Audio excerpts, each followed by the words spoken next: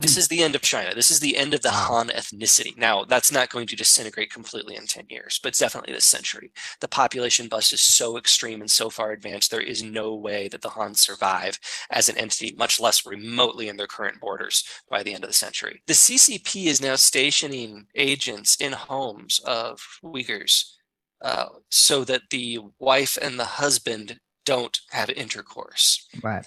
It is a flat out genocide. There is no issue of re-education here. We've never seen this kind of population collapse. Hmm. The Black Death, when it hit Europe, wiped out a third of the population. It took everybody 150 years to recover. Now, that set the stage for some positive things like the Renaissance and the Industrial Revolution, but in the meantime, it kind of sucked. Yeah. What we're seeing here is a population decline, not as quick as what happened with the Black Death, but far more holistic and without an obvious recovery. One of the things that we're dealing with in China and a lot of countries around the world is you can only have a large population structure with industrialized inputs, whether it's food or medicine or infrastructure. You take that away, and that is what is going away, and you have to revert to pre-industrial population patterns.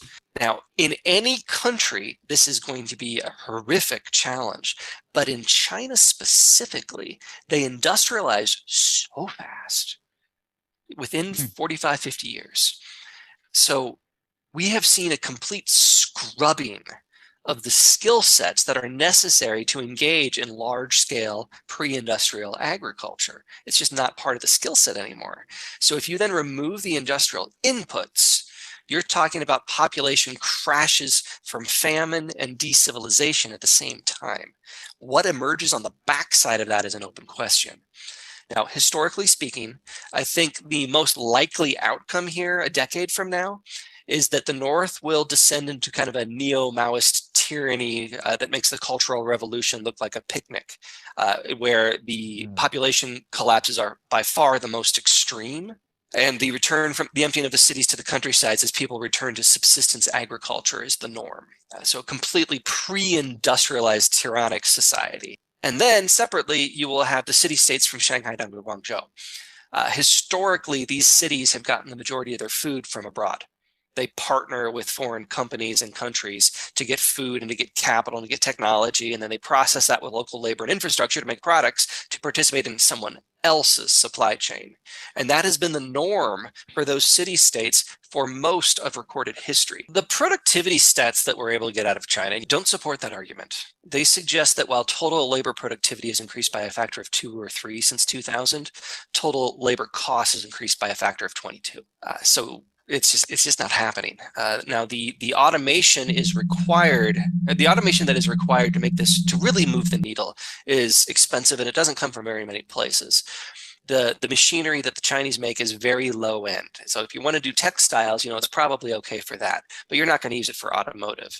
For that, they have to import it either from the United States or from the Europeans, with the Germans generally being kind of the go-to country for everyone. They do the best machinery in the world. And then there's the problem that you still have to train the folks. And if they haven't moved up the value added scale fast enough, then you have another problem. So I can see the Chinese being squeezed from both sides. There's also a third issue that is more relevant for most of the rest of the world as opposed to the Chinese. Machinery is expensive. Installing it Hmm. is expensive. Building it is expensive. Retooling it constantly as the product evolves is expensive.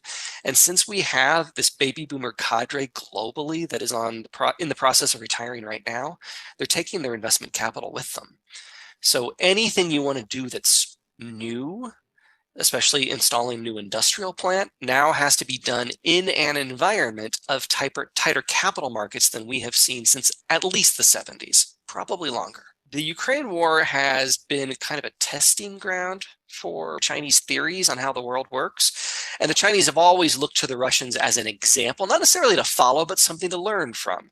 So when the Soviet system collapsed, they're like, okay, we are not going to some sort of perestroika. We're going to keep the lockdown. And because of that, China still exists today.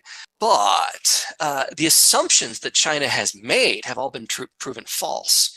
So the idea was that the war would be quick And in Ukraine, that's clearly not going to be the case. And Taiwan's been preparing for their war with the Chinese for 10 times as long as Right. the Russians have been preparing for their war with the Ukrainians, not to mention that Taiwan has a moat.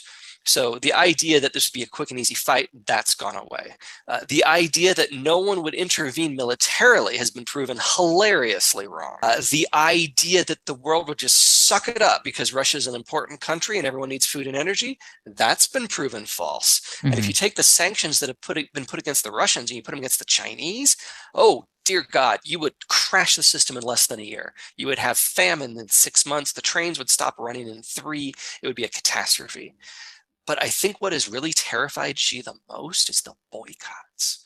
The idea that like individual people can have an influence on large scale corporate policy, that is so foreign to the CCP's experience. They don't even know how to process that. Mm. So every assumption they've made has been proven wrong in the first month of the war.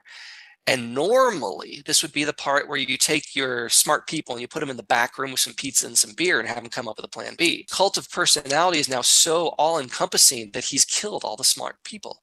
So there's no one left. It's just Xi. It's just the ideology. It's just the propaganda. And China is slamming its head into the wall over and over and over until something cracks. And we're seeing cracks throughout the entire system today. Their mismanagement of COVID is just one example. Cornered powers tend to lash out if they can. Declining powers who are incapable of reaching what they need with military means tend to just die.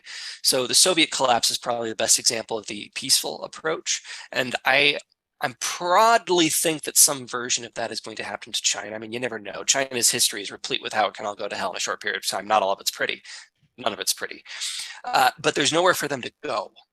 There's no place that they can go and invade that solves their problems.